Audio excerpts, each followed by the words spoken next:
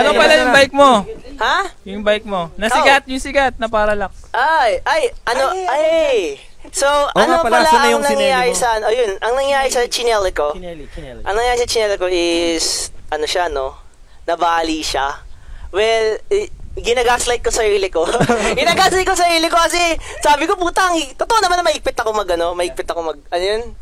Tension. Kaya ako maigpit na tension kasi, wababa ako ng antipolo, naputulan ng kadena, lumuwag yung bolt, ano yun, yung hub. So, parang sabi ko, since then, sabi ko, tangina, nakakatakot naman, pixie pa.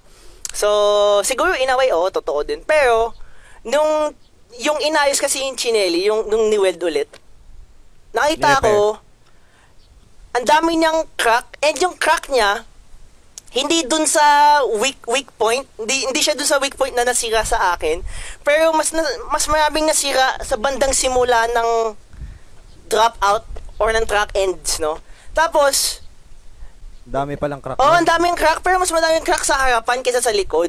So, nasa isip ko, gagi, baka kasalanan ko talaga. Pero yung chinecheck ko yung mga pictures ko, yung lalagyanan ng nut, nasa gitna.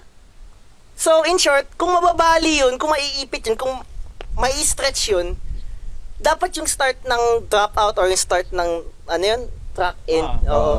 So parang, okay, baka hindi nga dahil sa akin. Pero pa rin ako, skeptical pa rin ako. Tapos, nakakita na naman ako sa Facebook, pangalawang parallax. So, in short, sabi ko, putang ina, hindi lang pala ako yung nabalian ng parallax. Tapos, yung chinek ko din, kasi yung nakita mo, bali rin? Bali rin, sa same spot. Same spot? Oo, which is sa yung weak point niya talaga. Oo. Tapos yung parang tinitigan ko na maayos, yung weak point pala, may lalagyanan ng bolt. So in short, may butas. Tapos manipis ng track end. Ay, ng plate. Oo. Ng plate. So, ayun.